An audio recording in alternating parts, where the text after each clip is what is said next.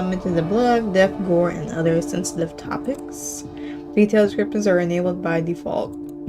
These detailed descriptions are optional, however, and are just to give more detail and narrative to the overall story, but if you wish to disable descriptions, you can choose to do so now.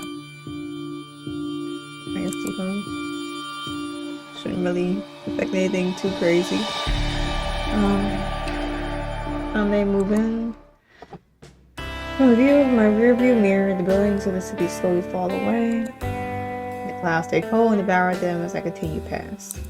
As I turn my eyes back to the road, I see a sign ahead. Entering Welsoton, home of the the bell tower. Population 3,850. Closer I got to the road sign, I noticed numbers for the population were slowly peeling off, revealing the ones underneath. Okay. I shake off a strange sense of dread I feel, gripping the steering wheel tighter as I drive past.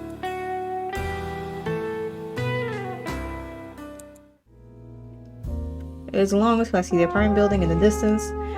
The drive through the town, not all backed up with traffic.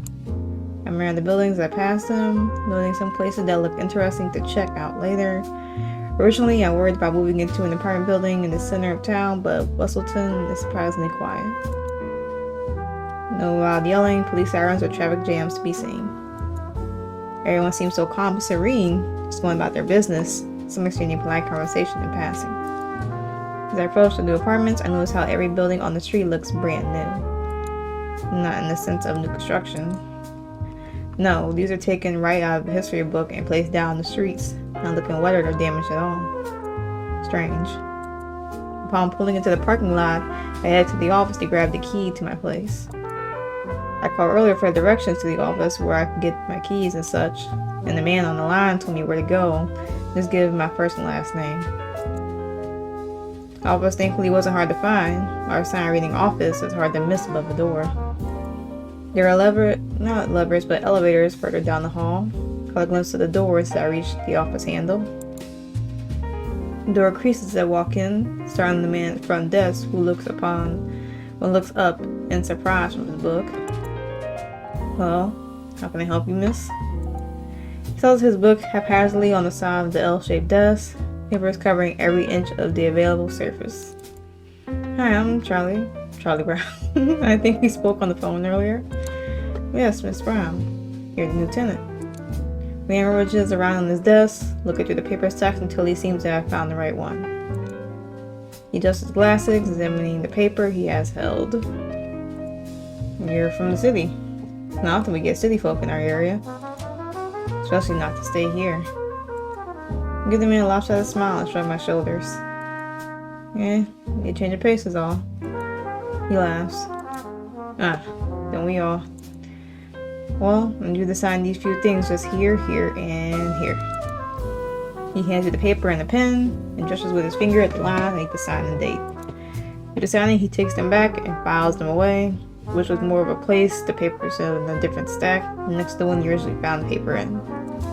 The man then reaches under his desk, the sound of a drawer being opened, rummaged in, then shut is heard. He produces from the drawer a key on a ring with the paper tag attached, number 309 printed on it in thick blue ink. And here you are. Hit the key he offers with a smile.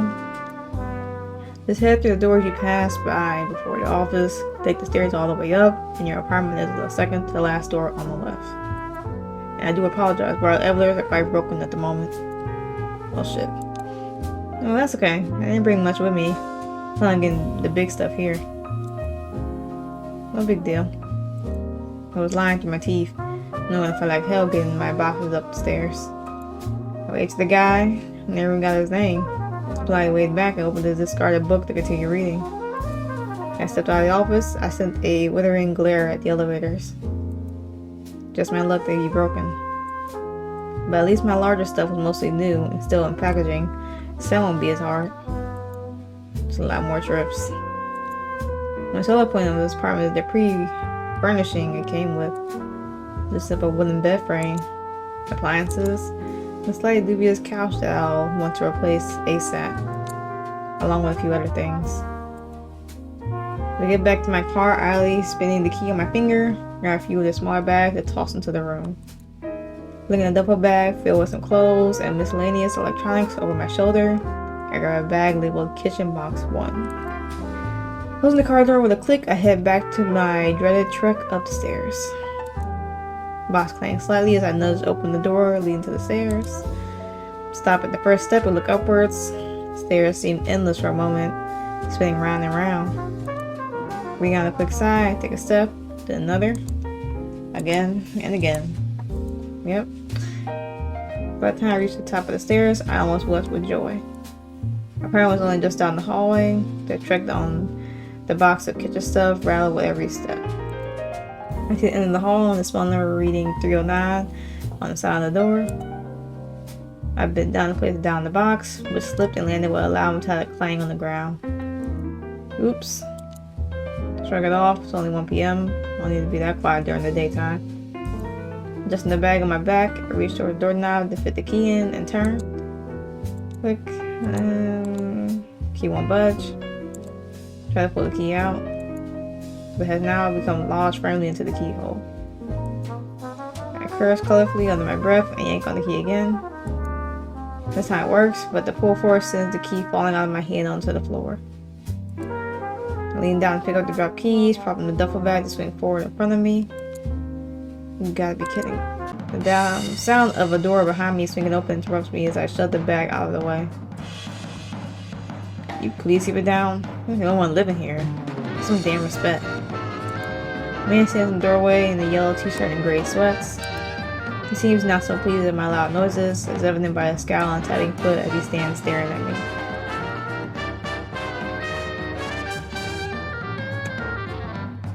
Nah, we not gonna tolerate that. We gonna yell back, cause how dare you? You see us struggling. Well, I'm so sorry about that. Look, I literally just went with the key in hand and bags on my back. Again? I don't care. Please shut up. I'm gonna be happy being bothered again. With that, the man slammed the door on me. Couldn't think of anything I was gonna say.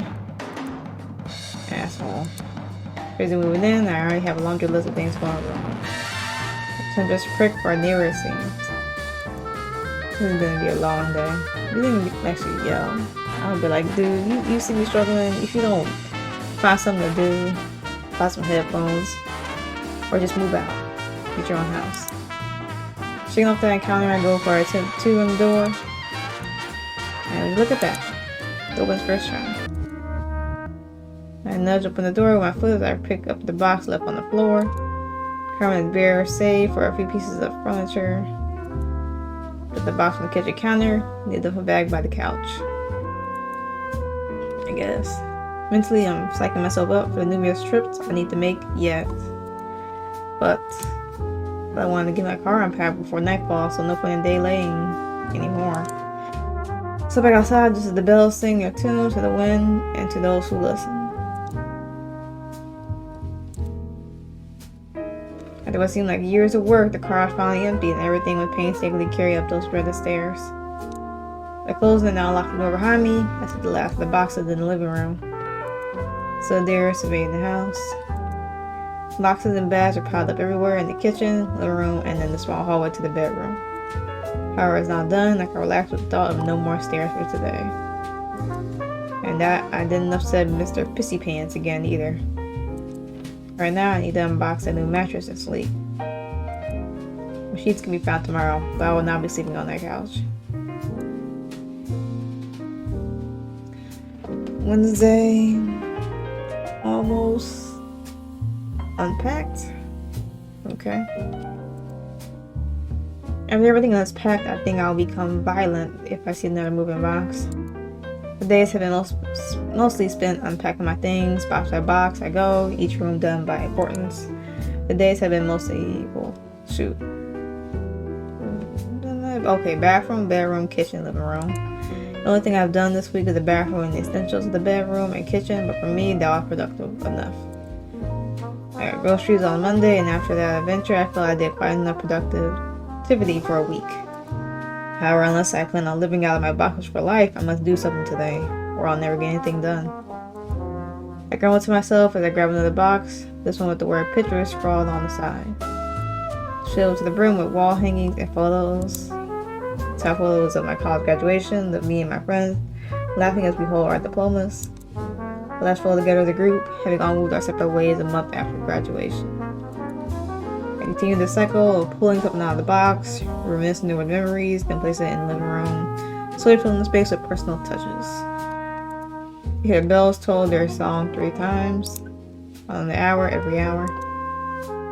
Before I decided to take a small break, collapsed on the floor in front of the couch. Scroll my phone briefly before I'm stuck with the thought of food. 3 hours decorating and unpacking will get to you after a while. Has a food here to quickly eat and get back to work. Procrastinating finishing now won't delay my unpacking even further. But a little bit of procrastination in the form of getting food never hurt anyone. Yeah, you don't want to pass out while unpacking. I think I deserve to get a nice walk and get away from the apartment for a bit. It would also be nice to start familiarizing myself with the layout of the town. Where I dress pretty casually, you know that it's acceptable to go out and about on task. Grabbing the keys and wallet placed on the kitchen counter, stepping into a pair of shoes, I slip out of the door, locking it behind me. West side of my neighbor's door. I haven't seen them since the afternoon. But I also haven't gotten any complaints, so I count that as a good thing. Giving one last glare at the door, I head toward the stairs, past the elevators in their mockingly bright yellow "Out of order, sorry" sign taped to the doors. Stairs not as bad when no boxes or bags are burning in your arms, and I am quickly able to descend them onto the grass area surrounding the apartment. You're in proximity to the central part of town. I also decided to walk to a sport today. Maybe it's a procrastination, but I called it much needed exercise. Walking to the town, giving polite nods to people I pass, everyone seeming to mind their own business. Just a quick nod, a quick smile before continuing on their way. Sugar Rush Cafe. I'm not sure what the bottom says, oh well. In town, I scanned the storefronts and saw something to catch my eye. Larry's Bookstore, The Garden, Barber on Main, Custom Fit Tailor, Sugar Rush Cafe. The bright and colorful sound of the cafe drew me in. Cherry cupcakes and sweets were painted on the windows, and the interior was peppermint red, all themed around different sweets. Cupcakes, tarts, donuts. So close to the door, the scent of fresh baked goods hits my nose. Now I'll take another sip. I could tell the food was going to be good, and I headed inside without a second thought. Building door, chimed happily announcing my presence to the barista who was rinsing the blender out in the sink. One moment, I'll be right with you. Okay, I like the tattoos. I think I see Cooking Mama. It's nice. Approach the counter, taking a look at the menu. Each drink is named after different desserts and sweets, like the Granny's Butterscotch, Death by Chocolate, Sugar and Spice, and Peppermint Swirl. Sorry about that. What can I get for you?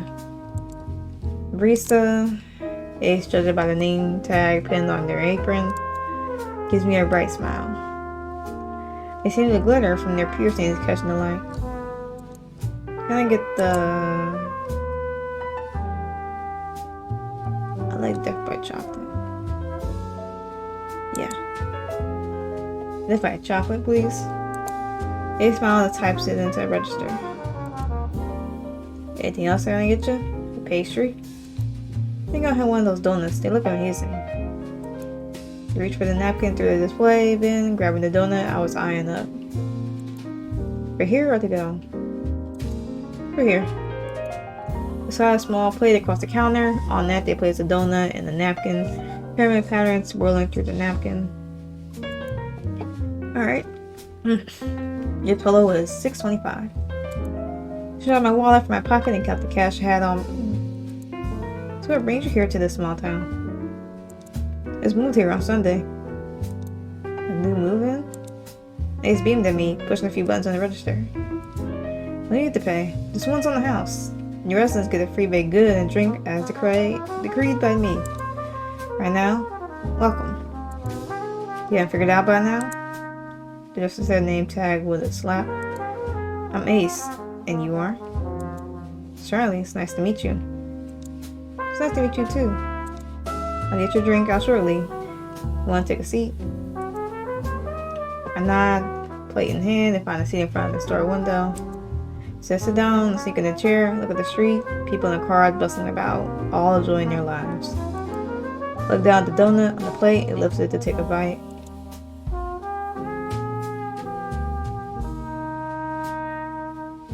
Chocolate, right? Rich chocolate upon the bites, melts in my mouth. There's a rich, fudgy flavor, not overly sweet but not bitter. A thin layer of glaze on top adds to the experience. I think this may be the best chocolate donut I've ever had. After the first bite, I was hooked. Oop. Didn't mean to do that. I damn near ate the whole donut whole. But I wanted to save some dignity while in the public space. Eating the donut with fervor, so a hand placing the drink on my table startled me. Look up to the Ace placing down my drink, a smirk on their face. The donut good? Stared at them for a second before swallowing a piece of donut in my mouth. Yes, it's really good. Good, it's my recipe.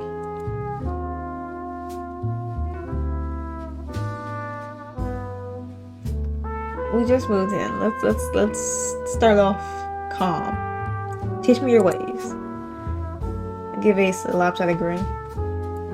Seriously, best damn donut I ever had. Possibly the best pastry, hands down. Ace laughs wholeheartedly. A lot more on the menu. You should try before making that judgment. Definitely hopping by more often so I can try them all. We both share a laugh again as I continue to scrape down the donut. The chocolate is creamy and thick. It makes a few different types of chocolate all mixed in this rich cold drink. Both perfect amount of bitter and sweet. Perfect curl of chocolate decorating the top of the drink. So I actually got a chocolate donut with a chocolate shake. But it's fine, you know. Hopefully we don't get become a diabetic, I guess. Ace looks expectantly at me, seeming to want my input on the drink. Amazing. Wow. Really? Yeah, you know how to make such an interesting flavor for your creations. Thank you. Before you continue conversation, someone with an apron and lunch like Ace's emerges from my back door. Oh, perfect timing. Evan, I want to take my 30. I'll work the back kitchen. I'll take a mint tea if you wouldn't mind.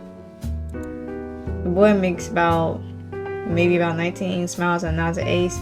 Starts sending at the cup for their drink. Can I sit with you? Yeah, go ahead. I motioned to the empty chair in front of me and he dropped down with a smile. By the way, I guess you moved into one of the apartments at Green Hill? Yeah, cheap rent for a pretty decent place. True. Though I'm gonna warn you, there's a guy named Gabriel, curly hair, absolute dickhead. We wouldn't interact much. The only personality is the gym and his job. Curly hair, dick. I think we already met him. This man, my neighbor. Does he usually complain about things like noise? Wear glasses. Yeah, the cleaning sounds like him. And he does have glasses. Sounds like my neighbor. First night ever meeting him on Sunday and he yelled at me to shut up. So sorry you have to deal with that grade 8 asshole. It's only on Sunday he called to fuss. I've seen or heard him since. That's good. Listen, if he calls trouble, tell him to shove it where the sun doesn't shine. I laugh at Ace's straightforwardness. They don't seem to have a care in the world. Just a badass who works at a cafe. Everything about them is nonchalant. In the way they get their drink from their coworkers is carefree. We laugh and share stories while we enjoy our drinks. Talk right up until Ace's lunch break is over and we say our goodbyes. Ace takes my empty plate and drinks even after I insist that I can return them. They went over their shoulders as they entered the back room, and I step out of the front. Going back to the department is cheerful. Make a note of any stores that may be interesting to check out at a later time. I continue back, I hear the bells toll again. I think this was enough of a distraction. So when the building was in sight, I drew the stairway to an empty hallway. Grabbed my keys from my pocket, glanced behind me at my neighbor Gabriel's door. They seem to have some choice words about him. Hopefully he doesn't become that much of a nuisance, or we can cohabit in peace. The door unlocked, I finally stepped back inside and felt ready to tackle the last of the unpacking.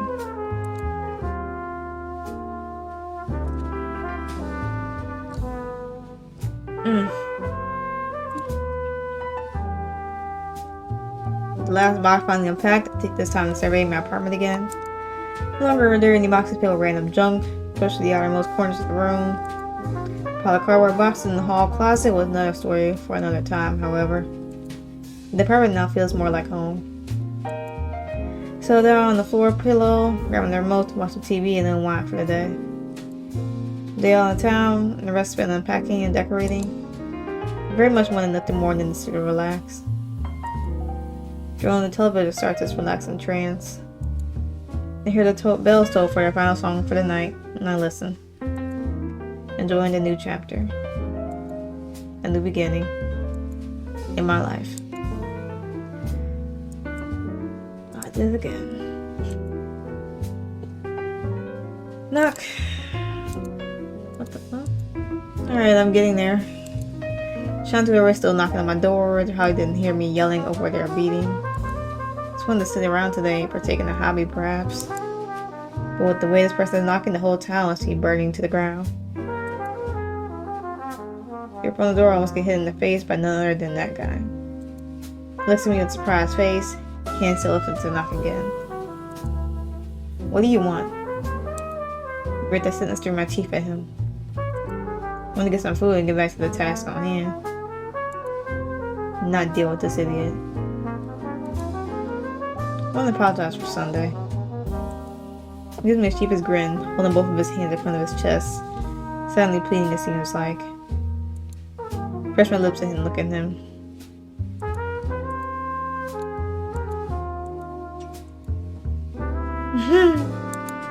We stare at each other for what seems like eternity until the man speaks up again. Sorry for how I acted Sunday. I was having a rough time at work. And you were totally justified for yelling back at me. I deserved that. I wanted to just come over and apologize. Should have done it sooner, but work. He offers his hand to shake. Look at my neighbor with a look that could have killed him. Your name is? I'm sure it's Gabriel. He ignored me up. Kissing me before seeming to snap back into reality and gesturing to himself. To me, my name is Gabriel Goodman. And you are? Yep, exactly who I thought. Charlie. Gabriel extends his hand out to me again.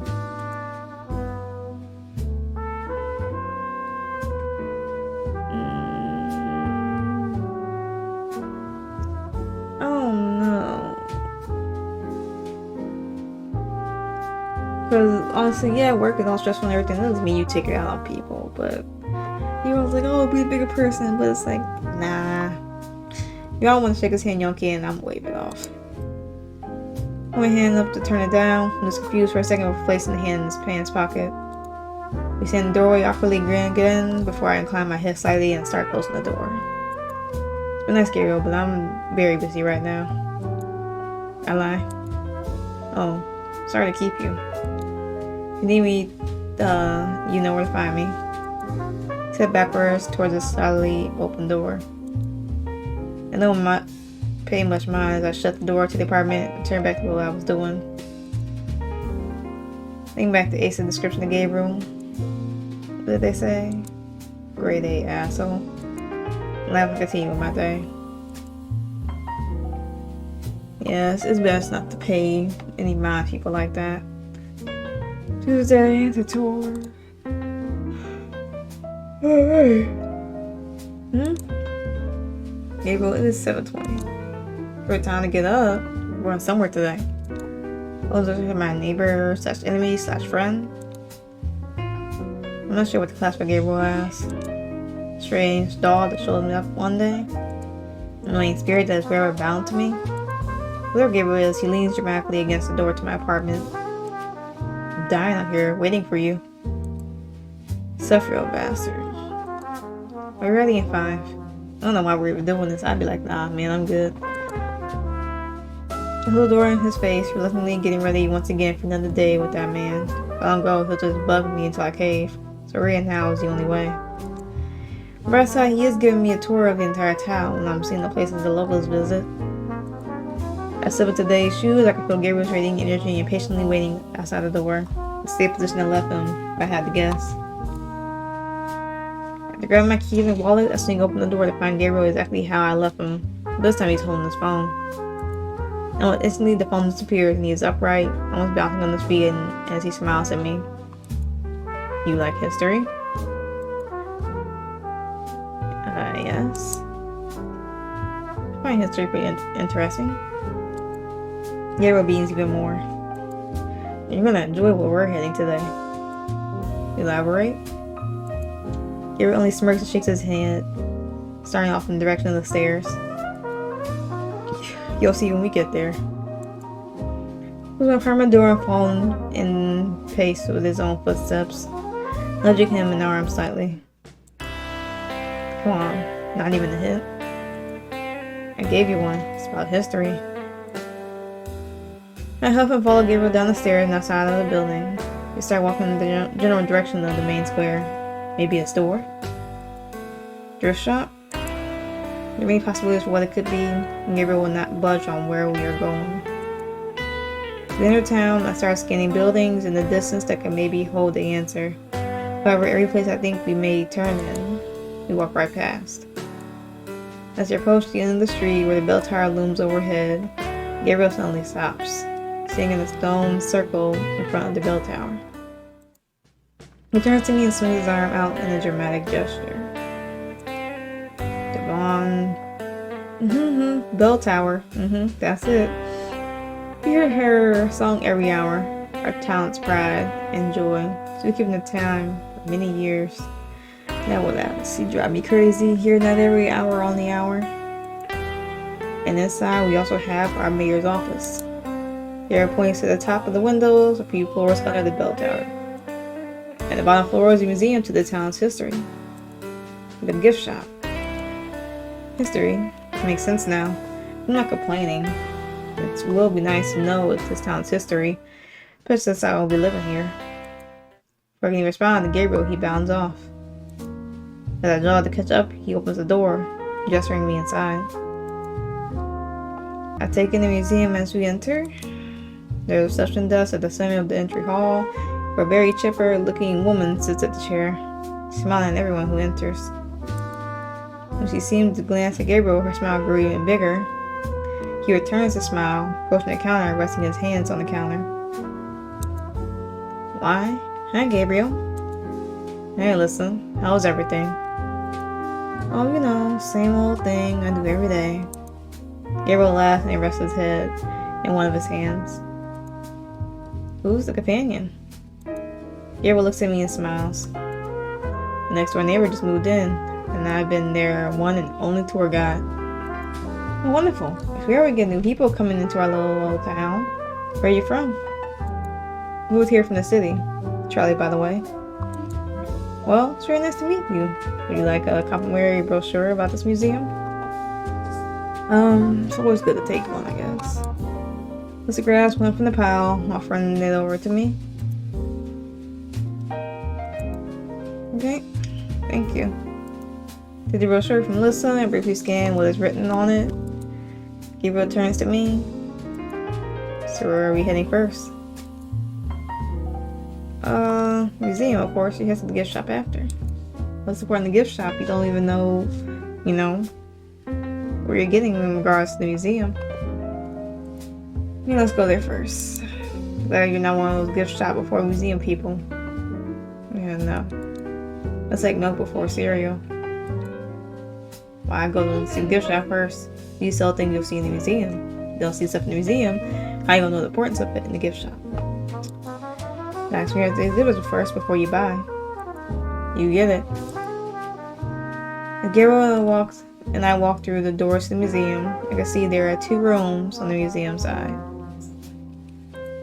The walls in the middle were filled with display cases and small plaques that explain what can be found in each display. Pull out the brochure to read what the different sections are. Gabriel stares over my shoulder. You don't have to use the brochure. You have your facts right here. Calmly, I fold the brochure back up and tap on the forehead on my arm. him on the forehead with it. No. Then I fold the paper again, continue to read the brochure. Middle section is a collection of homestead items and heirlooms from the founding family. In a room is some furniture. These were holdings what looked like some pottery shards and silverware. Each middle display held similar items, tin cups with small dents from use, old plates that had chips in the edges and the paint was slowly being chipped away. Of the pottery, not many were in full pieces, the majority that seemed to have been here being broken. The paint cracked and faded, what intricate designs lost to time. As I migrated to the edge displays, these ones held clothes and some sewing works. The clothes were dirty at the edges and slowly decaying with age, seams drooping and unwinding as they sat behind the glass. They have quite a lot of stuff here. Let's see how I can pronounce this. Devon Hochstetler family? I think that's the best I can do. It's very large, and most of these are heirlooms that were given by the family, so it's collecting their generational gifts. The family still around? Yes, very much so, but they live in the outskirts of the town. Big family estates are there, but in passing you might see some relatives of the family. Ah, the old money families. Oh, definitely old. Yeah, the suppressed a bit of laughter as we were not the only people in the museum. After both composing ourselves, we poised to continue our walkthrough of the museum. Like a room filled with furniture was quite interesting. But when pieces were only small bits of wear and tear, paintings of the bell tower were also hung around the walls in the room, ranging from full oil paintings to sketches on ripped yellowing paper. As we exited the museum, Gabriel was all smiles. He talked my ear off about historical facts about each piece. Didn't even have the heart to tell him he was pulling the plaques almost verbatim. Let's check the gift shop now. Yeah, for you.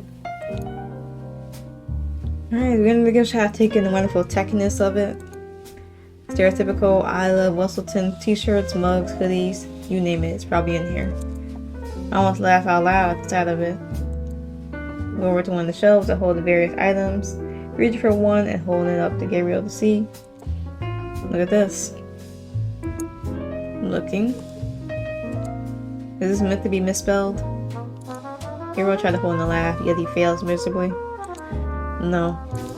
You have to, Gabriel, I have to get this. Actually, you know what? Go ahead, get it. Gabriel's still giggling as he holds it in my arm, well, as I hold it in my arms. Take a t-shirt. I smile holding the stupid t-shirt and walk up to the counter. I place it down.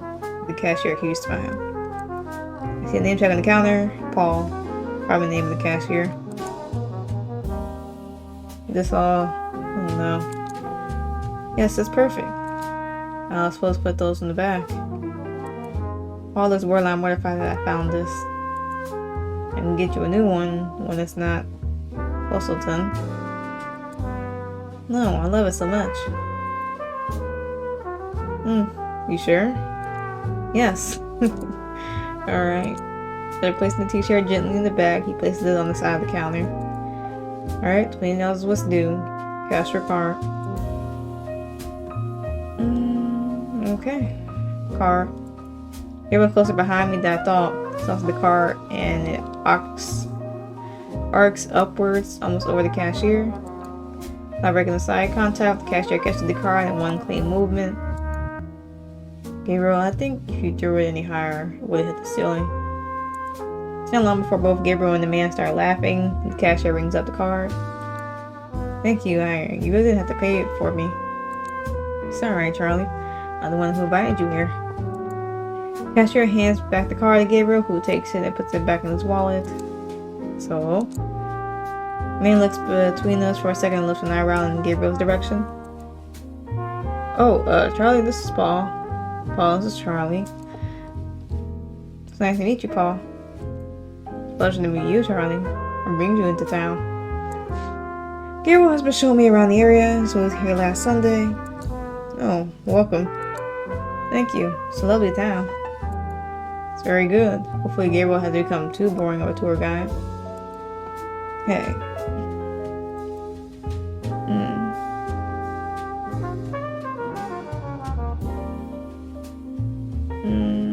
last week and joke. Whew, you ever just rub your eye and it just feels like just everything is just right with the world for a second? Then you really can't see. Let's see, Gabriel's the worst. No, sure, the worst tour guide ever. He wakes me up almost every day while I'm begging on my door. Any picture, any food or drink I get. Gabriel seems to about to protest before he realized the joke and snorted out a laugh, Paul joining in. Sorry to hear about your terrible guide. The customer cues in behind us and Paul smiles in their direction. It'll just be a moment. Paul turns back to Gabriel and me. It must have been nice chatting with you two. And try welcome to the town again. You guys enjoy the rest of your day. That is, if I don't run into you guys later. Yes, it's nice meeting you. Thank you again. Alright, I grabbed my bag with new techie Welsoton merch. Very happy with the addition. Gabriel holds open the door to the building for me and we step back into the pavement. Sun shone directly up over us as we both shielded our eyes and almost sink and headed down the street towards the apartments. However, on the way back, Gabriel saw a smoothie place. He just needed to get a drink from it, so we ended up stopping for a drink and sat under the outdoor umbrellas. Wind blew in instantly, causing the air to cool drastically. A storm is coming. Then Gabriel, who shrugs. Look at me weird, but 9 out of 10, I'm correct. You'll learn that quick. Whatever, boy. Let's get out before we get caught in the storm. Gabriel grabs a smoothie on one hand, and I follow suit, filling my second hand with the gift shop bag. We continue to trek back to our houses. As the building came into sight, I felt the drops of water hit my skin. Gabriel turns to me with a face that reads, I told you so. Well, okay. Shush. We quickened our pace, making it under the roof as the skies opened up, pouring water on everything. When it started damp, we continued up to our hallway. I turned to Gabriel before he opened the doors. Thanks for being my tour guide, and also thank you for the museum bag. This. You're welcome, Charlie. Enjoy the rest of your rainy day. I will, Gabriel. See ya. Alright, and with that, we both shut our doors. In the distance, thunder rolled ominously. There's a slipping in the air. Okay. Not a single soul was to be seen on the dark streets. No wind nor murmur to be heard. Just silence. The kind of silence that felt thick and suffocating. Not even an animal dared to break the silence. Everything seeming to hold its breath. Waiting. Watching. Figure emerges from the fog, cloaked in dark fabric. It stands in the center of the town, head facing up at the bell tower. Unmoving. A hand slowly reaches out, seeming to be grasping onto something, before sharply pulling it back, hiding the arm inside the cloak. The bell rings faintly. The time grows near. I can feel it in the air. As quickly as the figure appeared, it rejoined with the fog, leaving behind nothing. Like it was never there. A phantom. Alright, Friday. Something is wrong. The bells rang, waking me up from my sleep, but they seemed also somehow distorted, a little too loud, further away but also closer at the same time. Looked outside my window. The sky was gray. There was a thick layer of fog covering the town. It was well past sunrise, the sun seemed yet to show itself. The lights from the town were also just barely visible in the fog. Something felt wrong. Very wrong. I also closed my curtain and moved away from the window, settling on making myself a nice drink to forget the feeling of dread building in my stomach, and instead enjoy the quiet, dark day at home. This is exactly what I need.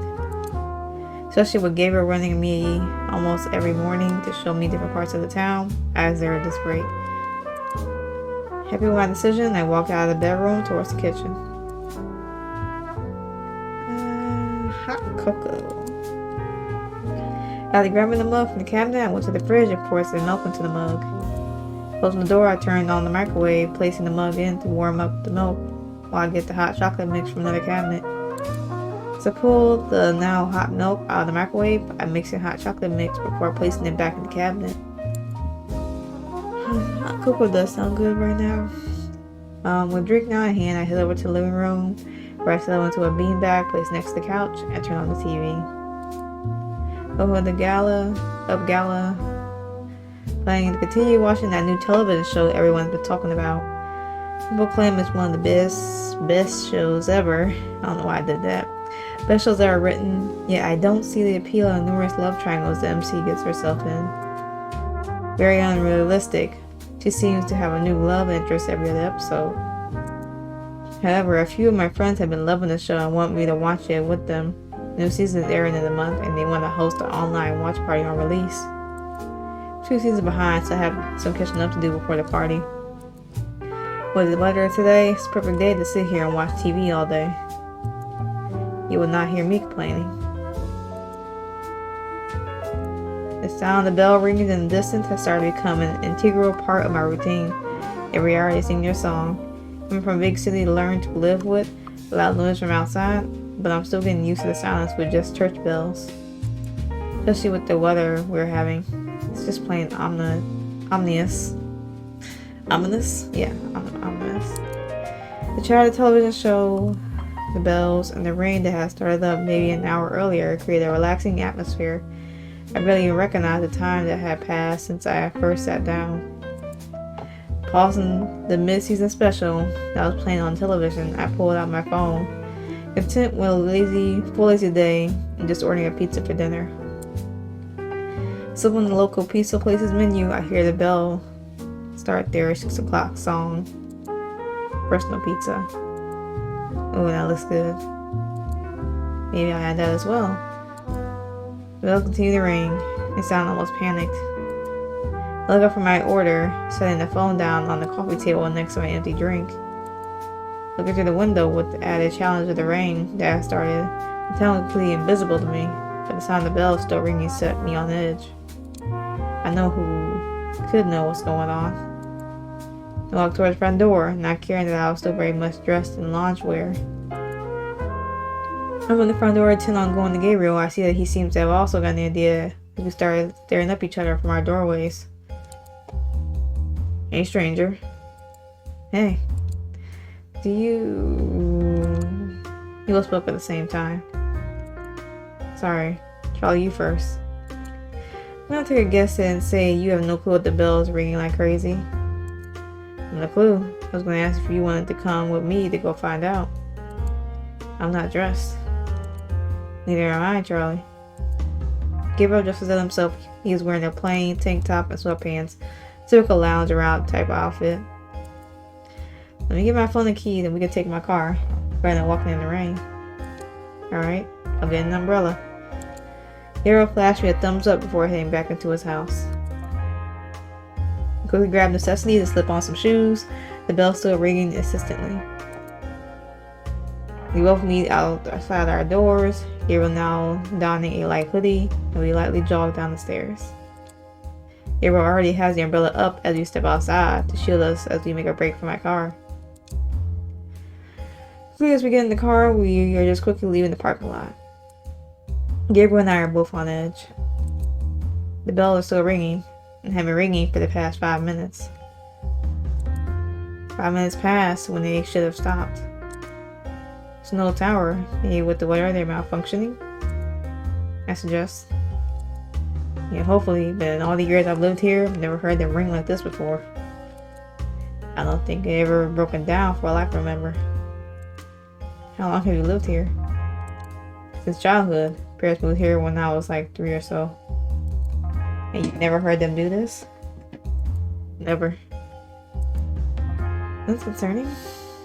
As we enter the center street through the fog, we can see police lights. Flashing red and blue lights, even in the dense fog. We quickly pull over on the side of the street and we exit, heading on foot towards the center of town. Sound of bells, sirens, and people. Screaming. And crying. filtered through the air. Gabriel and I both look at each other, worry evident on both our faces.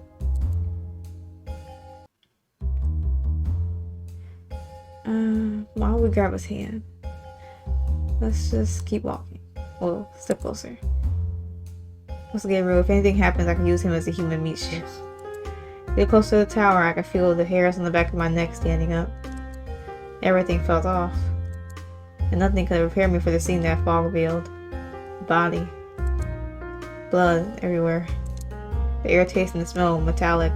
Blood had mixed with the rain. There was a mangled body of someone in dark colored clothing lying in the center of the square, outside the bell tower. The limbs were all wrong, broken. I heard Gabriel let out something like a gasp or a whisper, or a whimper, I wasn't sure. Police and paramedics were still working to keep people away from the area, but the screams and cries still muffled their orders. I watched with frozen horror at this lump of flesh that was once a human. Who was it? Gabriel leans down and whispers, scared. That's the mayor. I look back at Gabriel, expressing the mix of horror, sadness, and disgust. Before I could respond, a woman was pushed out very forcefully from the area near the body by a police officer. I said, move it. Okay. But no buts, Duke. This is my crime scene. You need to go back to your papers. You're not on this force. Fine. The woman angrily turns her back on the man, flinging her braids off her shoulder while flipping him the bird. She huffs out an annoyed grunt before looking at Gabriel. God damn, what are you doing here? I heard the bells and... Well, there ain't much here, just, you know, Mayor's dead body. One spoke in a sharp tone, glaring daggers at Gabriel with both her thumbs hooked in her belt loops. Do you know what happened? No, Mr. Journalist, and if I did, I wouldn't tell you. Gabriel's a journalist? Duke, I'm sorry about... Not now, Gabriel. His eyes narrowed to Gabriel before turning to me. And who are you? Well, my name's Charlie Brown. Just moved here. Well, welcome. She drew out her words in a sarcastic tone. She is kind of terrifying. I don't know. I think this is Duke. Okay. I guess that's Duke. Police and paramedics finally got their hands on some loudspeakers, shouting orders for everyone to please leave the area and return home. Strict curfew until tomorrow morning now being issued. Duke turned a sour look toward the policeman before looking back to Gabriel. With the warnings, the bells were also stopped. Only the sound of the crowd and sirens were heard now. Though the ringing silence filled the air where the bells once played, it felt hollow, almost surreal. Seriously, can't tell us anything, Duke? I didn't get more than a glance at the body before Charles pulled me away. She sharply gestures with her head. Walk with me. We take you down the road towards the car. Duke was silent the entire walk back. Though she seemed to be scanning the surroundings cautiously, especially with the fog obscuring the distance. As we came up on the car, Duke turned to both of us suddenly and leaned her head towards us. In a gruff whisper, she says, "From what I saw, I think the mayor was murdered. That scene stank of foul play."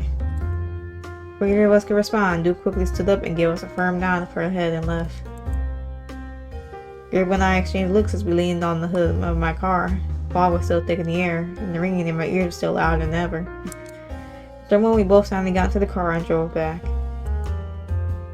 Not a word was spoken, not on the car ride back or on the walk through the apartment building. Not even a goodbye as we entered our separate apartments.